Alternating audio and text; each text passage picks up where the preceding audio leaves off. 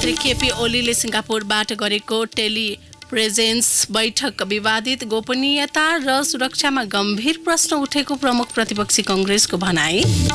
नागरिकता विधेयकका विवादित विषयमा सहमति खोज्न राज्य व्यवस्था समिति अन्तर्गतको उपसमिति असफल। नेपालीसँग विवाह गरेका विदेशीलाई 7 वर्षपछि मात्रै नागरिकता दिने मुख्य विवाद कायमै। तराईलाई संघीय राजधानीसँग जोड्ने बहुप्रतीक्षित द्रुत मार्गको काम 2 वर्षमा जम्मा 8% 14 अर्ब 70 करोड रुपियाँ खर्च। अमेरिकी एक औषधि कम्पनीद्वारा आफू विरुद्ध परेका हजारौं उजुरी फिर्ता लिन कम्तीमा 12 अर्ब डलर तिर्ने प्रस्ताव। र फेडरल र वावासिनका युएस ओपन टेनिसको दोस्रो चरणमा थिम र ग्यास्क्वेट पहिलो चरणबाटै बाहिरिए। नमस्कार, कान्तिपुर डायरीका साथमा साथी प्रकाश र म इन्द्रलक्ष्मी। समाचार अब विस्तारमा। प्रधानमन्त्री केपी शर्मा ओलीले सिङ्गापुरबाट टेलिप्रेजेन्स मार्फत मन्त्री परिषद बैठक सञ्चालन गरेको विषय विवादमा परेको छ। प्रमुख प्रतिपक्षी दल कांग्रेस र नेकपाकै नेताहरूले समेत यो विषयलाई डाटा सेक्युरिटी र सार्वभौम सत्तासँग जोडेर प्रश्न उठाएका हुन्। प्रधानमन्त्री ओली उपचार गर्न सिङ्गापुर गएकाले सोमबार उहाँले टेलिप्रेजेन्स मार्फत मन्त्री परिषदको नियमित बैठक गर्नुभएको थियो। यो विषयले मुलुकको गोपनीयता भङ्ग हुने भन्दै प्रतिनिधि सभा बैठकमै कांग्रेसले विरोध जनाएको हो। प्रतिनिधि सभाको बैठकमा समय लिएर बोल्दै कांग्रेस प्रमुख सचेतक बालकृष्ण खाँडले यसले उच्च प्रविधिको दुरुपयोगको बढ्ने दावी गर्नुभयो। उहाँले भन्नुभयो, मन्त्री परिषद सञ्चालन कार्यविधि नै संशोधन गरेर बैठक गरिएको छ। यसले उच्च प्रविधिको प्रयोग होइन, दुरुपयोग बढाएको छ। यो विषयलाई कांग्रेसले गम्भीरतापूर्वक लिएको उल्लेख गर्दै खाँडले कार्यविधिमा भएको संशोधन सच्याउन माग गर्नुभयो।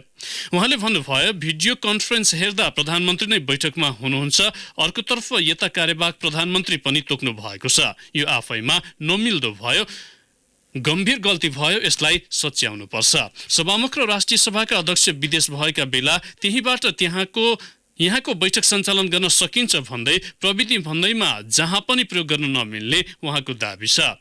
कांग्रेसका वरिष्ठ नेता रामचन्द्र पौडेलले सोमबारै यस विषयमा गम्भीर आपत्ति जनाउनु भएको थियो।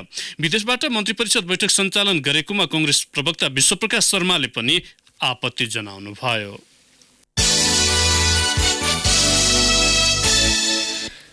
नेपाल नागरिकता विधेयकका विवादित प्रावधानलाई जस्ताको तस्तै राखेर गत चैतमा गठित उपसमितिले राज्य व्यवस्था समितिमा हिजो अपुरो प्रतिवेदन पेश गरेको छ। नागरिकता विधेयकका विवादित विषयमा सहमति नगरेकाले हजारौं सर्वसाधारण नागरिकता लिन वञ्चित भएको आवाज उठिरहेका बेला उपसमितिले निर्णय दिन नसक्दा झनै अन्यल बढेको हो।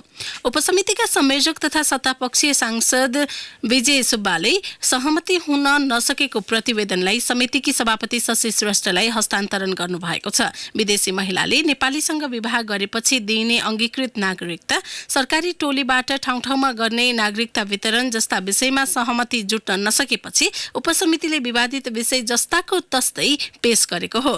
प्रस्तावित विधेयकमा सरकारले आवश्यक देखे नागरिकता वितरण गर्न टोली खटाउन सक्ने व्यवस्था राखिएको छ। सो व्यवस्था नराख्न सांसदहरूले असहमति जनाएपछि उपसमितिलाई जिम्मा दिएको थियो। विवाद मिलाएर सुझाव पेश गर्न सुब्बाको संयोजकत्वमा गत चैत्रमा 9 सदस्यीय उपसमिति गठन गरिएको थियो। 2075 साउनमा प्रतिनिधि सभामा दर्ता भएको सो विधेयक सोही वर्षको भदौदेखि राज्य व्यवस्थामा छलफलका क्रममा छ। सो विधेयकका विवादित विषय फेरि समितिमा छलफल गर्नुपर्ने भएको छ। संयोजक सुब्बाले विवाद समाधान गर्न 9 पटक बैठक बसेर बृहत छलफल गरे पनि सफल हुन नसकेको बताउनुभयो। यसैबीच राज्य व्यवस्था तथा सुशासन समितिको हिजोको बैठक पूरक संख्या नपुगेकोले स्थगित भएको छ। समितिले संघीय निजामती कर्मचारीको सेवा शर्त सम्बन्धी विधेयकमाथि छलफलको सूची बनाएको थियो। सो विधेयकको दफावार छलफल सकिएपछि अन्तिम रूप दिन संघीय मामिला तथा सामान्य प्रशासन मन्त्रालयलाई जिम्मा लगाइएको थियो। तर सांसदहरू नै अनुपस्थित भएपछि मन्त्रालयका सचिव यादव कोइराला सहित सभापति बैठक नगरी फर्कनु भएको हो। 26 सदस्यीय समितिमा 13 जना मात्र उपस्थित भएका थिए।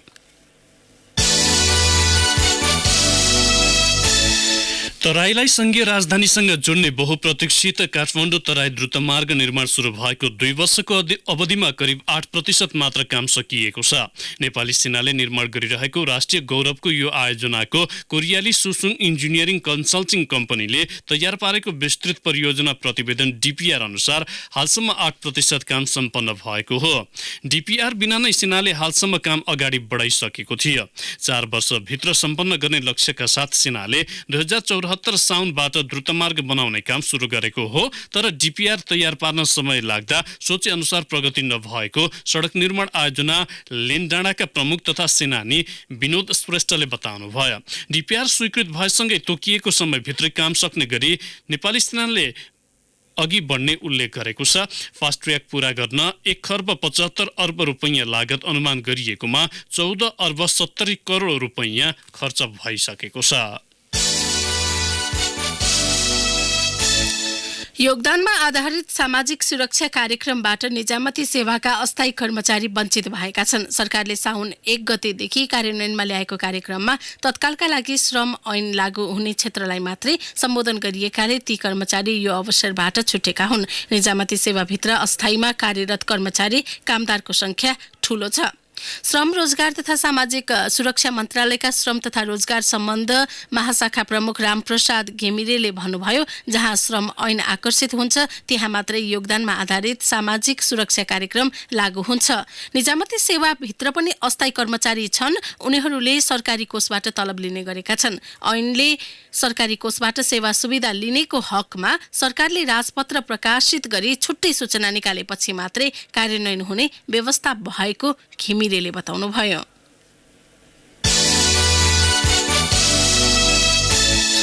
नेपाली कामदारलाई विदेश स्थित नेपाली दूतावासबाटै पुनः श्रम स्वीकृति दिने कानुनी बाटो खुलेको छ। श्रम रोजगार तथा सामाजिक सुरक्षा मन्त्रालयले वैदेशिक रोजगार नियमावली 2076 लाई 5औं पटक संशोधन गरी कामदारलाई दूतावासबाटै पुनः श्रम स्वीकृति दिने व्यवस्था मिलाएको हो। त्यसको तयारी सुरु भइसकेको छ।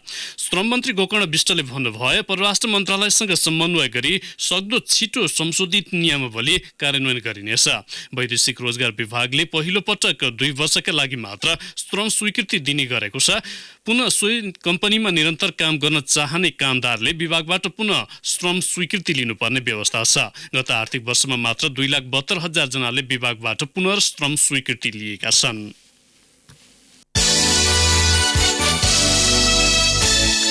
सरकारले प्रदेश र स्थानीय तहका कर्मचारीले निजामती ट्रेड युनियन खोल्न नपाउने गरी कानून मस्यौदा तयार पारेको छ। संघीय मामिला तथा सामान्य प्रशासन मन्त्रालयले कर्मचारीका लागि सेवा गठन, सञ्चालन र सेवाका शर्तहरू सम्बन्धी सिद्धान्त र मापदण्ड तयार गर्न बनेको प्रस्तावित विधेयकको मस्यौदामा ट्रेड युनियन खोल्ने व्यवस्था उल्लेख नगरी कानून मन्त्रालयमा रायका लागि पठाएको हो। मन्त्री परिषद र अर्थ मन्त्रालयले प्रदेश र स्थानीय सेवा सम्बन्धी विधेयक तय गर्न संघीय मामिला मन्त्रालयलाई सैद्धान्तिक स्वीकृति दिइसकेका छन्।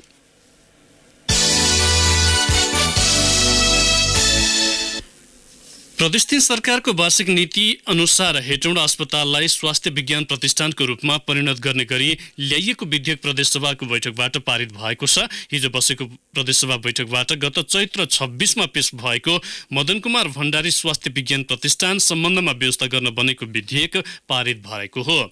विधेयक पारित भएसँगै हेटौँडा अस्पताललाई प्रतिष्ठानको रूपमा अगाडि बढाउने बाटो खुल्ला भएको छ। प्रदेशका सामाजिक विकास मन्त्री युवराज दुलालले सो विधेयक प्रदेशसभामा पास गरियोस् भनेर प्रस्ताव दर्ता गराउनु भएको थियो। काठमाडौँको थापाथली स्थित प्रसूति गृहमा असुरक्षित गर्भपतनका जटिलता लिएर महिला दिनहुँ इमर्जेन्सी कक्षमा भर्ना हुने गरेका छन्। अत्याधिक रक्तस्रावले बेहोस हुने, औषधि सेवनपछि रक्तस्राव नरोकिने र संक्रमणका समस्या लिएर बढी जसो महिला आउने गरेको अस्पतालले जनाएको छ। अस्पतालकी प्रशासन प्रमुख रानु थापा भन्नुहुन्छ, तालिम प्राप्त स्वास्थ्यकर्मीबाट गर्भपतन नगराएका कारण कति त आधा गर्भ पेटमै छुटेर आउँछन्। अस्पताल भर्ना गरेर धेरै दिन उपचार गरेपछि मात्रै उनीहरूलाई सामान्य अवस्थामा ल्याउन सकिन्छ। विशेषज्ञका अनुसार धेरै पटक गर्भपतन गराउँदा महिलाको ज्यानै जान सक्ने खतरा हुन्छ। गर्भपतनको जोखिमबारे जानकार नभएका महिलाले यसलाई परिवार नियोजनको साधनका रूपमा प्रयोग गरिरहेको स्त्रीरोग विशेषज्ञ डाक्टर कीर्तिपाल सुवेदी बताउनुहुन्छ। कान्तिपुर डायरीमा अब ब्रेकको पालो। अब बाँकी प्रसङ्ग। गत जेठ 1 काठमाडौँको कालोपुल स्थित डेरा गरी बस्ने 20 वर्षीय जेनी खड्का माथि एसिड प्रहार भयो। उनका पति 28 वर्षीय विष्णु भुजेलले बेलुकी करिब 7:30 बजे डेरा बाहिर बोलाएर एसिड छ्यापेका थिए। घटनामा शरीरको 20% भाग जलेको थियो। घटनापछि उनी कृतिपुर अस्पतालमा उपचार गराइरहेकी छन्। उनलाई एकातिर शरीर पोलेको पीडा थियो, अर्कोतिर उपचारका लागि आवश्यक खर्च अभावको पिर। चिन्ताजनक अवस्थामा अस्पतालको शय्यामा छटपटाइरहेकी उनलाई महिला बालबालिका तथा ज्येष्ठ नागरिक मन्त्री थम्माया थापाले भेटेर स्वास्थ्य अवस्थाबारे जानकारी लिनुभयो। मन्त्री थापाले उनको अवस्थाबारे बुझेपछि असार 13 मन्त्रालयले लैङ्गिक हिंसा निवारण कोषबाट 50,000 रुपैयाँ सहयोग गर्यो। उपचार पीडामा राहत पुग्ने उद्देश्यले मन्त्रालयले गरेको सहयोग उनका लागि मनज्ञ नभए पनि त्यसले भने तत्कालका लागि अभाव टारेको थियो। मन्त्रालयले यौनजन्य दुर्व्यवहार, सामाजिक कुरीतिजन्य व्यवहार लगायत लैङ्गिक आधारमा हुने हिंसामा परेका तथा अदालतमा मुद्दा जितेर लेखी आएका महिलाहरूलाई सो कोषबाट आर्थिक सहयोग गर्दै आएको छ। प्रदेशमा खटाइएका वरिष्ठ सहसचिव अर्को साताबाट प्रदेश अन्तर्गतका मन्त्रालयमा खटिने भएका छन्। भाद्र 4 बसेको मन्त्री परिषद बैठकले प्रदेश सरकारलाई बलियो, प्रभावकारी एवं परिणाममुखी बनाउने भन्दै सबै मन्त्रालयमा वरिष्ठ सहसचिवलाई सचिव बनाउने निर्णय गरेको थियो। कर्मचारी समायोजन ऐनमा प्रदेशमा सम्भव भएसम्म वरिष्ठतम सहसचिव खटाइने उल्लेख छ। नवीकरण शुल्क बापतको 20 अर्ब रुपैयाँ 5 किस्तामा तिर्ने सुविधासहित नेपाल दूरसञ्चार प्राधिकरणले दूरसञ्चार सेवा प्रदायक एनसेलको अनुमति पत्र नवीकरण गर्ने निर्णय गरेको छ। प्राधिकरणको हिजो बसेको सञ्चालक समितिको बैठकले 5 वर्षका लागि एनसेलको अनुमति पत्र नवीकरण गर्ने निर्णय गरेको प्रवक्ता मिनप्रसाद अर्यालले जानकारी दिनुभयो। एनसेलले पहिलो किस्ता बापत 4 अर्ब रकम प्राधिकरणलाई बुझाइसकेको उहाँले बताउनु भयो। एनसेलले पाएको मोबाइल सेवाको अनुमति पत्रको यो दोस्रो नवीकरण हो। एनसेलको नवीकरण म्याद आगामी आइतबार सकिँदैछ।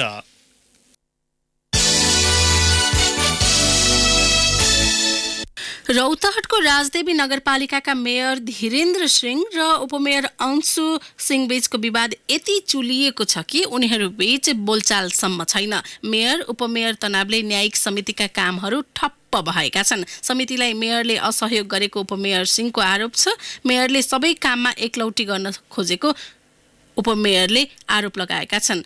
विकास निर्माणको काममा पनि बाइपास गर्ने गरेको उनले बताइन्। मिलेर जाउँ भन्दा एक्ल्याउन खोजेपछि बाध्य भएर विरोधमा उत्रिएकी हुँ उनले भनिन्। यस्तै विषयमा कुरा नमिल्दा मेयरसित मेरो बोलचाल बन्द भएको हो। कटहरिया नगरपालिका उपमेयर नूरजहाँ खातुन र मेयर सियाराम कुशवाहा बीच पनि बोलचाल नभएको धेरै भयो, जसले गर्दा त्यहाँका दैनिक कामहरू पनि प्रभावित बनेका छन्।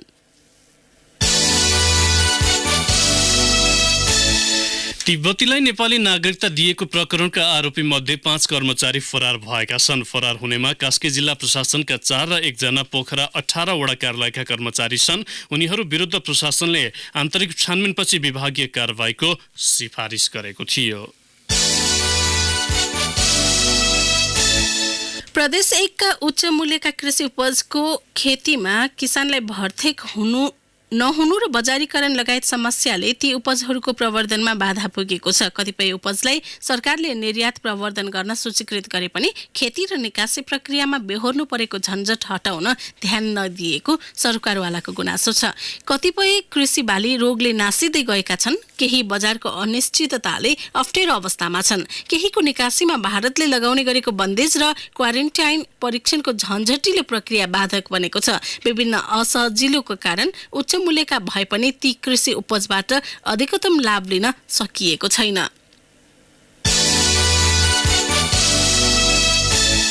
झापा मेचीनगर 9 को वडा कार्यालयले घर छोड्न दबाव सहितको पत्र पठाएपछि बलात्कारमा परेकी किशोरी र उनका परिवार चिन्तामा परेका छन्। किशोरीकी आमाले भनिन्, घर मात्र होइन गाउँबाटै लखेट्ने योजना बनिरहेको छ। भूमिहीन डोम परिवार मजदुरी गरेर जीविका चलाउँछन्। गाउँबाटै विस्थापित हुनुपर्ने डरले उनीहरू त्रस्त बनेका छन्। आमाले भनिन्, घर छैन, हामीलाई डेरा पाउनै मुस्किल छ। वडा अध्यक्ष गोपाल खड्काले किशोरीका पिताको नाममा भदौ 4 मा चिठी काटेका थिए। घरधनी स्थानीय पुष्प खड्काको निवेदनका आधारमा उनीहरूलाई चिठी काटिएको वडा अध्यक्ष खड्काको भनाइ छ। घरधनीले लामो समयदेखि घर भाडा नबुझाएको जनाउँदै वडा कार्यालयमा निवेदन दिएकी थिइन्। अब केही समाचार संक्षेपमा। कीर्तिपुर नगरपालिकाले मेयर भेट्न आउनेलाई हाफ प्यान्ट तथा भड्किलो लुगा लगाउन निषेध गरेको छ। बाराको प्रसिद्ध गढीमाईको मेलाका लागि यसपटक तयारी सुरु भएको छैन। व्यवस्थापनका विषयमा स्थानीय तह र गढीमाई ट्रस्ट, गढीमाई मन्दिर सञ्चालक तथा विकास समिति बीच विवाद देखिएको छ। अनुमति बिना तनहुको दमौलीमा सञ्चालित एक इन्टरनेट सेवा प्रदायक नेपाल दूरसञ्चार प्राधिकरणले बन्द गराएको छ। युनिक डिजिटल नेटवर्क प्रणालीको नाममा 800 ग्राहक बनाएर इन्टरनेट सेवा प्रदान गरिरहेको अवस्थामा सो सेवा बन्द गराइएको हो। 3 पुस्तादेखि मुआब्जा माग्दै आएका सप्तरी, सुनसरी र उदयपुरका कोशी पीडितले कोशी ब्यारेज नियन्त्रण कक्ष नजिक रिले अनसन थालेको 12 दिन पुग्यो। 3 जिल्लाका कोशी पीडित दैनिक जसो ब्यारेज नियन्त्रण कक्ष नजिक पूर्व पश्चिम राजमार्गको छेउमै टेन्ट लगाएर रिले अनसन बस्दै आएका छन्। हुम्लाका लागि पठाइने खाद्यान्नको मूल्य सस्तो पर्ने भएकाले काठमाडौँबाट पहिलोपल्ट केरुङ नाका र तिब्बती भूमि हुँदै ढुवानी सुरु गरिएको छ। दुर्गममा पुर्याउनु पर्ने खाद्य संस्थानको चामल ठेकेदारले बाटैमा बेचिदिने गरेको पाइएको छ। गत चैत्रमा डोल्पा मुडेचुला गाउँपालिकाको सर्मी डिपोका लागि छुट्याइएको चामल ठेकेदार कमल गुरुङले 8 बिस्कोट नगरपालिका 6 को त्रिवेणीमा बेचिदिएका हुन्। र पर्वतमा मौसम परिवर्तनसँगै केही दिन यता भाइरल ज्वरोको प्रकोप बढेको छ। जिल्ला अस्पताल सहित सबैजसो स्वास्थ्य संस्थामा बिरामी थपिरहेका छन्। 150 भन्दा बढी विद्यार्थी र शिक्षक एकैपटक बिरामी भएपछि बिहादी गाउँपालिका 1 बाछाको जनकल्याण मावि केही दिनलाई बन्द समेत गरिएको छ। कान्तिपुर डायरीमा फेरि पनि ब्रेकको पालो। अब आर्थिक प्रसङ्ग। प्रतिनिधि सभाको अर्थ समितिमा राजस्व छल्ने व्यापारीलाई कैद सजाय गर्ने, धेरै वर्ष गर्ने कि बिगो अनुसार जरिवाना बढाउने भन्ने बहसमा अर्थमन्त्री युवराज खतिवडा र पूर्व अर्थमन्त्रीहरूको धारणा बाजिएको छ। पूर्व अर्थमन्त्री तथा सत्तापक्षीय सांसद सुरेन्द्र पाण्डेले साना व्यापारीलाई कैद सजाय भन्दा पनि जरिवाना धेरै लगाएर पुनः व्यवसायमा फर्कन सक्ने अवस्था बनाउँदा उचित हुने तर्क गर्नुभयो। राजस्व चुहावट अनुसन्धान तथा नियन्त्रण विधेयकमाथि हिजो भएको दफावार छलफलमा पूर्व अर्थमन्त्री पाण्डेले राखेको प्रस्तावमा समर्थन गर्दै प्रतिपक्षी सांसद तथा पूर्व अर्थमन्त्री ज्ञानेन्द्र बहादुर कार्कीले व्यवसायलाई बढी आतंकित बनाएर राजस्व सङ्कलनमा वृद्धि हुन सक्छ कि सक्दैन भन्ने प्रश्न गर्नुभयो।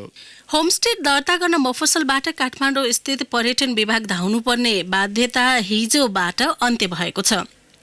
होमस्टे दर्ता, नवीकरण लगायत सेवा सम्बद्ध प्रदेशकै उद्योग मन्त्रालय र त्यस अन्तर्गतका निकायबाटै वितरण हुने भएको हो। पर्यटन विभागले पर्यटन उद्योग सेवा व्यवसाय सम्बन्धी कार्य केन्द्रीकृत रूपमा गराउँदा भौगोलिक कारणले समान पहुँच पुग्न नसकेपछि सुव्यवस्था लागू गरिएको हो। विकास सम्भव छ, मजबुत निर्माणले। मजबुत निर्माण बन्छ अम्बे स्टिल्सले। अम्बे स्टिल्स जे बन्छ दिगो बन्छ।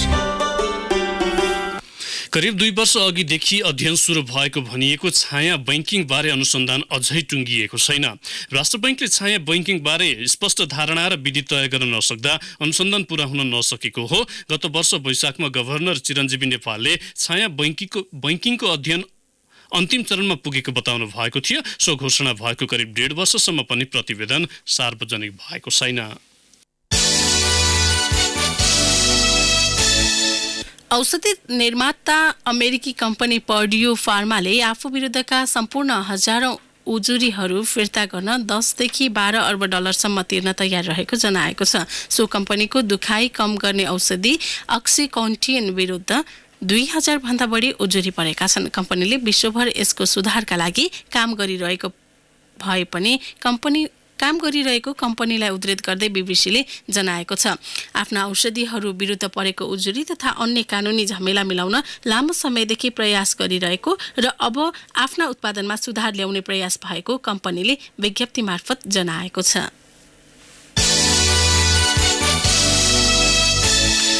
अब एउटा खेल प्रसङ्ग। युएस ओपन टेनिसमा शीर्ष वरियताका खेलाडीले जित निकाल्दा नाम चलेका केही खेलाडी भने पहिलो चरणबाटै बाहिरिएका छन्। स्विस रोजर फेडररले भारतका सुमित नागललाई 3-1 को सेटले पराजित गर्दा स्विजरल्यान्डकै स्टेनिस्लास वावरिन्काले इटालीका जानिक सिनरलाई 3-1 कै सेटले स्तब्ध पारे। क्रोएसियाका मारिन क्लिकले स्लोभानियाका मार्टिन क्लिजानलाई 14 सेटले हराउँदै दोस्रो चरणमा प्रवेश गरेका छन्। अमेरिकी जोन स्नर र जर्मनीका अलेक्जेन्डर भेरवेभले पनि जित हात पार्दै अघिल्लो चरणमा स्थान सुरक्षित गरेका छन्। फ्रान्सका रिचार्ड ग्रास्क्वेट, ग्रिसका स्टेफानोस सिटसिपास, स्पेनी रोबर्टो बाउटिस्टा, फ्रान्सका जो वेल्फ्रेड सोङ्गा, अस्ट्रेलियन डोमिनिक थिम र रसियन कारेन खाचानोभ भने पहिलो चरणमै पराजित हुँदै प्रतियोगिताबाटै बाहिरिएका छन्।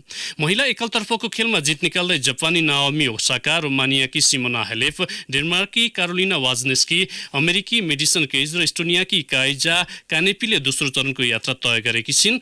स्पेनी गार्बिन मुगुरोजा भने पहिलो चरणमै पराजित हुँदै बाहिरिएकी छन्।